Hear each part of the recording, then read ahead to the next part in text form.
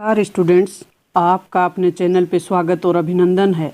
आज का हमारा महत्वपूर्ण टॉपिक है वो MCQ जीके यानी राजस्थान का सामान्य ज्ञान के 50% हम हल करेंगे। पहला जो प्रश्न है हमारा वो राजस्थान के एकीकरण के चरणों में सबसे बड़ा चरण किसे माना जाता है। तो राजस्थान के एकीकरण का चौथा चरण सबसे बड़ा चरण था जो 30 मार्च 1949 को संपन्न होता है। 1949 को संपन्न होता है चौथा चरण और इसमें 4 बड़ी रियासतें शामिल होती हैं, जोधपुर, जयपुर, जैसलमेर और बीकानेर। 4 बड़ी रियासतें ट्रिपल J और B वाली बड़े क्षेत्रफल वाली रियासतें। इन रियासतों का क्षेत्रफल बड़ा था और 30 मार्च 1949 को ये रियासतें एकीकरण में शामिल होती हैं। राजस्थान दिवस 30 मार्च को ही मनाया जाता है। नेक्स्ट जो प्रश्न है हमारा वो है अक्षांशीय स्थिति के अनुसार। अक्षांशीय स्थिति के अनुसार राजस्थान के कौन से जिले उष्णकटिबंधीय क्षेत्र में आते हैं। तो राजस्थान की जो कर्क रेखा है वो बांसवाड़ा से होकर गुजरती है, तो बांसवाड़ा जिला है वो उष्णकटिबंधीय क्षेत्र में आता है। राजस्थान का बांसवाड़ा जिला। राजस्थान में प्रचलित किस त्योहार में राजस्थान में प्रचलित एक त्यौहार है जिसमें स्त्रियां कुम्हार के घर जाती हैं और एक छेद वाला घड़ा जिसमें दीपक जला हुआ होता है और महिलाएं गीत गाती हुई वापस आती हैं। तो वो त्यौहार कौन सा है और ये त्यौहार कहाँ मनाया जाता है। तो त्यौहार पूछा है पहले तो एक घुड़ला का त्यौहार है जो जोधपुर में यानी कहें कि मारवाड़ में, जोधपुर के आसपास के क्षेत्रों में मनाया जाता है या कहें कि मारवाड़ में मनाया जाता है और ये चैत कृष्ण अष्टमी को मनाया जाता है। आप तिथि भी याद रखें।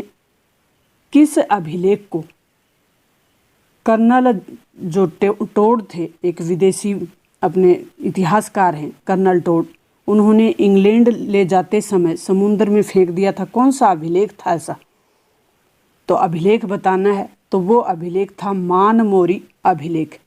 और मानमोरी अभिलेख में चित्तौड़ दुर्ग का निर्माण किसने करवाया, इसका उल्लेख मिलता है कि चित्रांगद मौर्य ने करवाया था या कहें कि चित्रांग मौर्य ने करवाया था। डूंगरपुर में प्रजामंडल की स्थापना किसकी अध्यक्षता में हुई? भोगीलाल पांड्या। डूंगरपुर प्रजामंडल की स्थापना इन्हीं की अध्यक्षता में हुई थी और ये समय था 26 जनवरी 1944 को। नेक्स्ट हमारा प्रश्न है राजस्थानी लिपि को अशुद्ध रूप कौन सा है? राजस्थानी लिपि का शुद्ध रूप है वो मूड़िया लिपि है और ये मूड़िया लिपि जो महाजन और बनिया जो लोग होते हैं वो अपनी बही में लिखने के लिए इसी लिपि का प्रयोग करते हैं और ये लिपि बाईं से दाईं ओर लिखी जाती है। राजस्थानी वेशभूषा में वर वधू गठबंधन का एक वस्त्र प्रयोग में लिया जाता है और उसे किस नाम से जाना जाता है? रेधट्टी के नाम से जाना जाता है।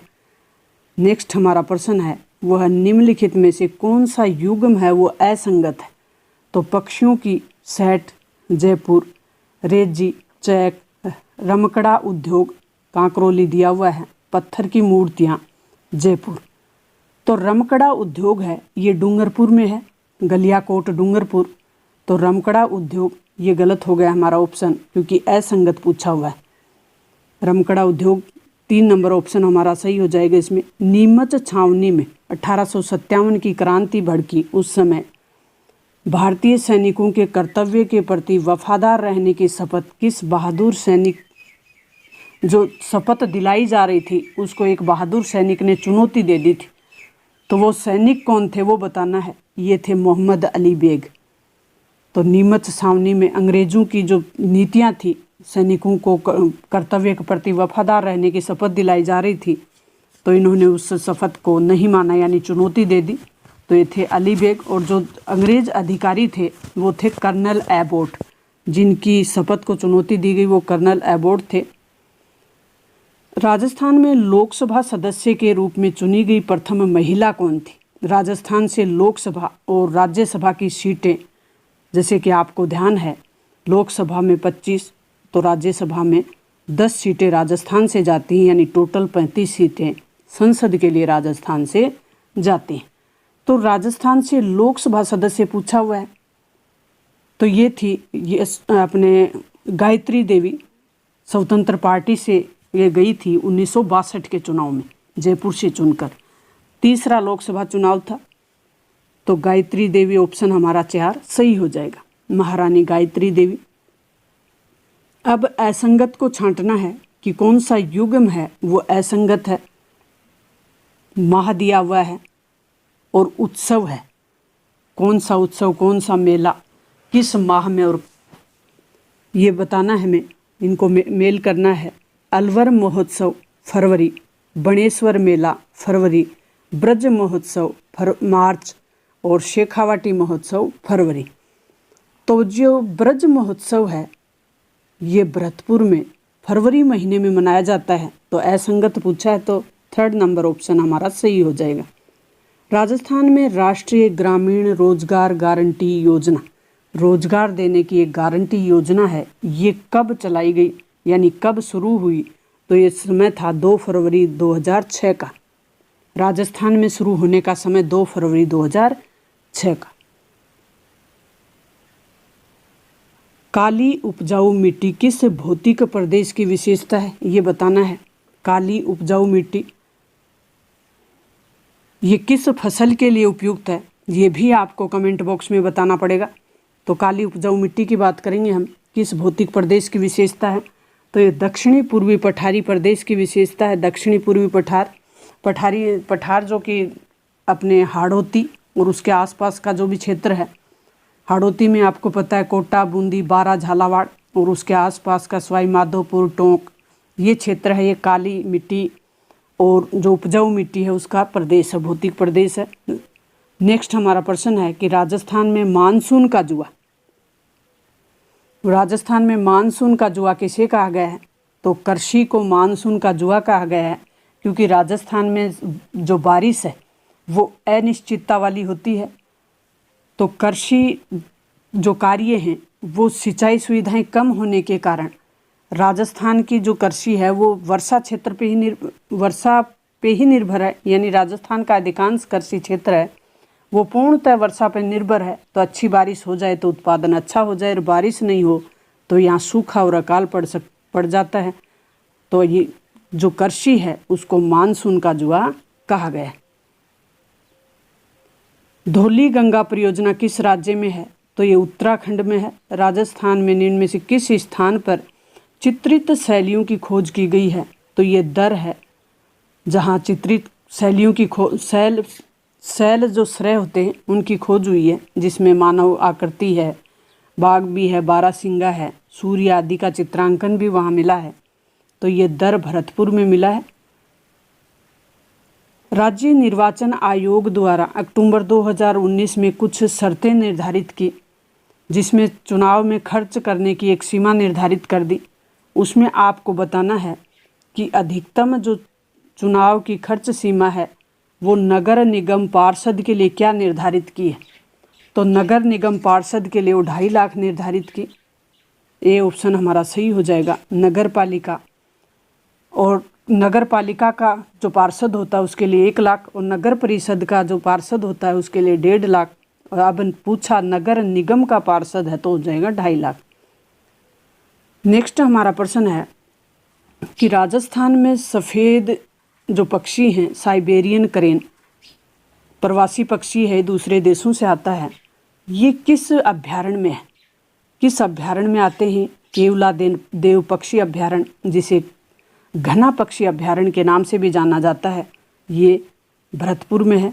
केवला देव पक्षी अभ्यारण्य राष्ट्रीय उद्यान है, और ये 1 अक्टूबर 1981 को रामसर साइट घोषित किया गया। इसे सफ़ेद सारस साइबेरियन क्रेन यहीं आता है। 56 का मैदान निम्नलिखित है, यानी किससे संबंधित है 56 का मैदान? तो 56 का मैदान मध्य माही बेसिन में है।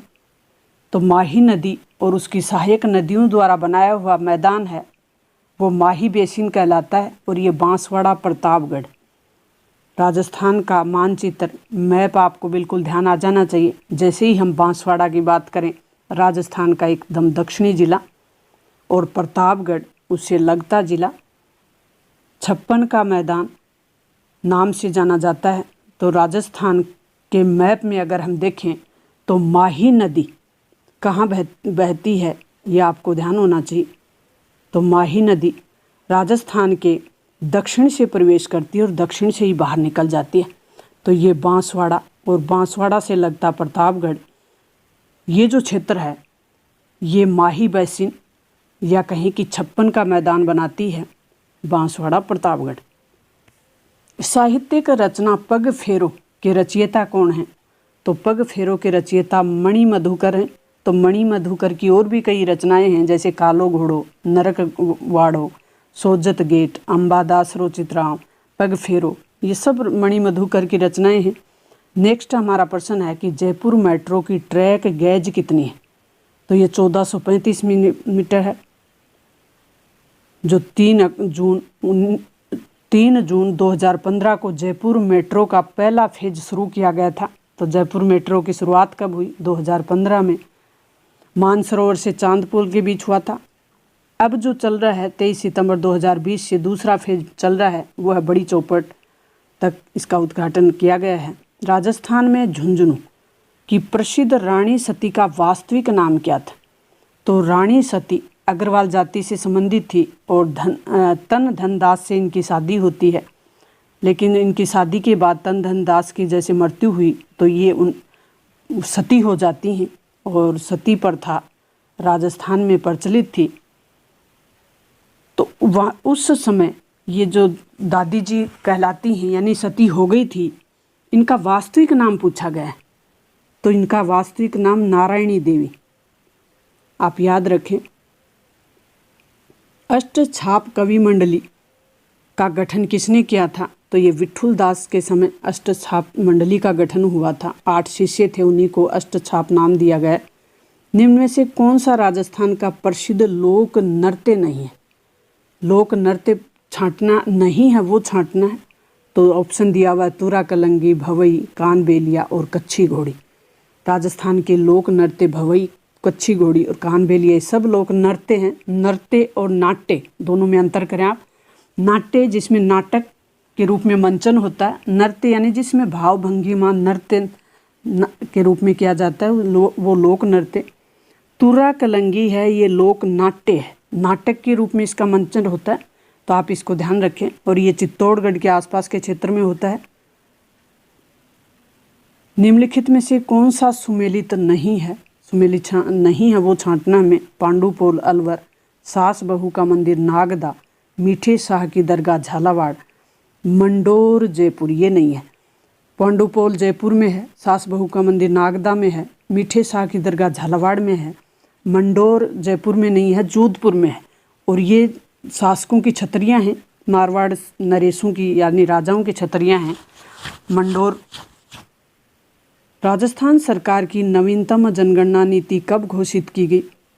अब ये बताना है हमें। नई जनगणना नीति तो 20 जनवरी 2020 को नई जनगणना नीति घोषित की गई। मरु विकास कार्यक्रम की शुरुआत कब हुई? तो 1977 और 78 में मरु विकास कार्यक्रम की शुरुआत हुई और अब इसमें केंद्र 75 और 25 का इसमें अनुदान चल रहा है। ये 16 जिलों में क्रियान्वित किया गया, लेकिन अब इसे समाप्त किया गया। निम्न में कौन सा राजस्थान का जल दुर्ग है? जल दुर्ग की श्रेणी में कौन सा दुर्ग आता है? तो अब तक आपको पता होना चाहिए दुर्ग कितने प्रकार के होते हैं। तो जल दुर्ग कौन सा होता है? तो गागरोन झालावाड़ का किला है, वो जल दुर्ग की श्रेणी में आता है। अचलगढ़ जो माउंट आबू सिरोही में है, मेहरानगढ़ का दुर्ग जो कि जोधपुर में है, और चित्तौड़गढ़ का दुर्ग जो चित्तौड़ में है, ये तीनों ही पहाड़ी दुर्ग हैं। इनको गिरी दुर्ग कहते हैं। जो दुर्ग ऊंची पहाड़ियों पे बने होते हैं उन्हें गिरी दुर्ग, जो चारों ओर से जल से घिरा हो उसे जल दुर्ग यानी गागरोन का दुर्ग है, वो जल से घिरा हुआ दुर्ग। सिवाना किले का निर्माण करवाया था किस शासक ने? तो वीर नारायण ने सिवाना किला का निर्माण करवाया। और सिवाना का किला बाड़मेर में है। बाड़मेर का ये किला जालोर दुर्ग की कुंजी कहलाता है, जालोर दुर्ग। और सिवाना का जो किला है यह हल्देश्वर पहाड़ी पे बना हुआ है। नेक्स्ट हमारा प्रश्न है कि राजस्थान की कौन सी चित्रकला शैली चोर पंचारिका शैली से मिलती जुलती है? ये बताना है, चोर पंचारिका शैली से कौन सी शैली मिलती जुलती है? तो मेवाड़ शैली का प्रारंभ ही चोर पंचारी का शैली से होता है, तो मेवाड़ शैली से इसका संबंध है। अब हमारा प्रश्न है, पिछवाई पेंटिंग कौन सी शैली से संबंधित है? पिछवाई शैली जिसमें श्री कृष्ण जी या कहें कि श्रीनाथ जी उनके पीछे चित्रांकन किए हुए पर्दे लगे रहते हैं, तो उन्हें चित्र शैली कहते हैं। तो ये चित्र शैली है, ये कहाँ की है? तो ये नाथ द्वारा शैली। नाथ द्वारा शैली की प्रमुख विशेषता या देन है वो पिछवाइयाँ ही हैं। पिछवाई श्रीनाथ जी की प्रतिमा के पीछे लगाई जाने वाली चित्रकृति होती है नरोत्तम नारायण, इसके प्रमुख चित्रकार हैं। निम्न में से कौन सी मृत नदी के रूप में जानी जाती है? तो एक घग्गर नदी मृत नदी के रूप में जानी जाती है, घग्गर नदी। घग्गर नदी हिमाचल प्रदेश से शिवालिक की पहाड़ियों से निकलती है और ये राजस्थान के हनुमानगढ़ के टिब्बी हनुमानगढ़ यानी तलवाड़ा एक गांव है, वहाँ से प्रवेश करती है। इसे मृत नदी के नाम से जाना जाता है।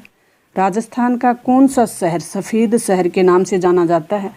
तो सफ़ेद शहर के नाम से जाने जाने वाला शहर है वो उदयपुर है, और उदयपुर को ना केवल सफ़ेद शहर बल्कि और भी कई नामों से जाना जाता है। तो ये उदयपुर को झीलों की नगरी, राजस्थान का कश्मीर, पूर्व का वेनिस, सिटी ऑफ फाउंटेन और माउंटेन आदि नामों से जाना जाता है। तो ये जो शहर है सफ़ेद शहर उदयपुर को जाना जाता है। राजस्थान में गारनेट के भंडार मुख्यतः कहाँ मिलते हैं ये बताना है। तो गारनेट टोंक में मिलता है। गारनेट दो प्रकार का होता है, एब्रेसिव और जैम गारनेट। और जो राजस्थान के टोंक के आसपास जो गारनेट मिलता है वो जैम वाला है। तो गारनेट या तांबड़ा, कई बार प्यारे बच्चों एग्जामिनर है वो तांबड़ा के रूप में क्वेश्चन पूछ लेता है, तो कई बार गारनेट के रूप में पूछ लेता है। इसको फिरोजा भी कहते हैं। और ये दो प्रकार का होता है, ये बता दिया। राजस्थान में टोंक, अजमेर, उदयपुर, भीलवाड़ा, जयपुर में मिलता है। राजस्थान में जो टोंक में जैम वाला गारमेंट है वो गारनेट है, उसके सर्वाधिक भंडार है, ये भी आप ध्यान रखें। तो टोंक है वो प्रसिद्ध गारनेट के लिए है। राजस्थान के किन जिलों में खस जो घास है वो उत्पादित होती है? प्यारे बच्चों कई बार एग्जामिनर पूछ लेता है कि खस क्या है, तो एक प्रकार की घास है। ये कहाँ उत्पादित होती है ये पूछ लेता है। तो भरतपुर सवाई माधोपुर के क्षेत्र में ये खस जो घास है ये उत्पादित होती है। जनगणना 2021 के अनुसार जनगणना 2011 के अनुसार राजस्थान के किस जिले में न्यूनतम लिंगानुपात पाया जाता है? बच्चों आपके लिए जनगणना का चैप्टर भी डाला हुआ है, बड़ी सरल और सहज भाषा में विश्लेषण किया हुआ है, आप उस चैप्टर को भी देख सकते हैं। थ्योरेटिकल चैप्टर डाला हुआ है। और ये जो अपने चल रहे हैं ये MCQ के सेट हम कर रहे हैं, जो 2021 में BSTC में आया हुआ है वो पेपर हम हल कर रहे हैं, ताकि आप एक अंदाज लगा सकें कि 2022 में अब जो पेपर होगा मई के लास्ट में आपके फॉर्म आ जाएंगे और अगस्त या सितंबर में आपके एग्ज़ाम करा लिए जाएंगे। तो आप इन प्रश्नों को देखकर एक मोटा मोटा अंदाज लगा सकते हैं कि किस तरीके के प्रश्न पूछे जाते हैं। तो थ्योरेटिकल कई जो अपने फैक्ट हैं और जो कॉन्सेप्ट हैं उनको क्लियर कराते हुए आपके लिए चैप्टर डाले हुए हैं, आप उनको देख सकते हैं। अगर आप चैनल पे नए हैं तो शेयर करें अपने दोस्तों से और चैनल को सब्सक्राइब कर लें, बेल आइकन दबा लें ताकि नेक्स्ट वीडियो आप तक तुरंत पहुंच जाए। जनगणना 2011 के अनुसार न्यूनतम लिंगानुपात वाला जिला बताना है अपन को। तो सर्वाधिक लिंगानुपात वाला डूंगरपुर है, तो अपने को न्यूनतम बताना है। तो न्यूनतम लिंगानुपात है वो राजस्थान का सबसे पूर्वी जिला धौलपुर है। धौलपुर में सबसे कम लिंगानुपात है जो 846 ही है। राजस्थान के गोलिया और हरनोतिया जो कि अजमेर में है, और गोलिया जो कि देलवाड़ा के आसपास का क्षेत्र है सिरोही में, ये जो क्षेत्र है ये किसके लिए प्रसिद्ध है? तो ये तांबे के लिए प्रसिद्ध है। तो ये जो तांबा उत्पादक क्षेत्र हैं इनमें खेतड़ी सिंघाना राजस्थान का प्रमुख तांबा उत्पादक क्षेत्र है और अलवर का खोदरीबा। ये प्रमुख तांबा उत्पादक क्षेत्र हैं अपने राजस्थान में। नेक्स्ट हमारा प्रश्न है, राजस्थान में प्रथम विद्रोह कब और कहाँ हुआ?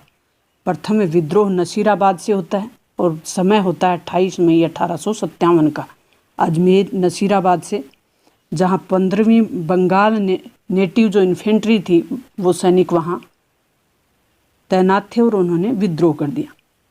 नेक्स्ट हमारा प्रश्न होगा, राजस्थान सरकार द्वारा जारी किया गया आयोग आपके द्वार कार्यक्रम निम्न में से किसकी जागरूकता के लिए है? तो यह बच्चों के विरुद्ध जो अपराध हो रहे हैं उसके लिए है। दुर्साजी आढ़ा अपनी डिंगल कविताएं किस शासक के पक्ष में लिखता? बड़ा ही शानदार प्रश्न है। दुर्साजी आढ़ा जो कि डिंगल भाषा में अपनी कविताएं करते हैं, तो किस राजा के या किस शासक के पक्ष में करते हैं? तो ये होते हैं महाराणा प्रताप। तो महाराणा प्रताप के या उस समय की जो स्थिति थी उसके बारे में 2 किताबें लिखते हैं, बड़ी ही प्रसिद्ध है इनकी 2 जो एक तो है किरतार बावणी, एक है विरुद्ध छत्री। तो विरुद्ध छत्री में महाराणा प्रताप की जो सूरवीरता है या देश के प्रति जो प्रेम है उसका चित्रण किया गया है, और दूसरी जो उनकी किरतार बावनी है उसमें उस समय की सामाजिक और आर्थिक स्थिति का ये उल्लेख करते हैं। तो दुर्साजी आढ़ा। भक्त संत रजब जी किससे संबंधित हैं? तो भक्त संत रजब जी का संबंध है दादू पंथ से, या दादू दयाल जी के शिष्य थे ये। दादू दयाल जी के 52 शिष्य 52 स्तंभ कहलाते हैं। इनमें प्रमुख थे संत सूरदास जी, रजब जी, संत बालिन जी, गरीबदास जी, जगन्नाथ जी, मिस्किन दास जी आदि प्रमुख शिष्य थे इनके। Footwear design and development institute स्थित है, तो ये जोधपुर में है। Footwear design and development institute. Rajasthan का कौन सा शहर 100 द्वीपों का शहर कहलाता है? 100 द्वीपों का शहर कहलाने वाला राजस्थान का शहर है वो बांसवाड़ा है।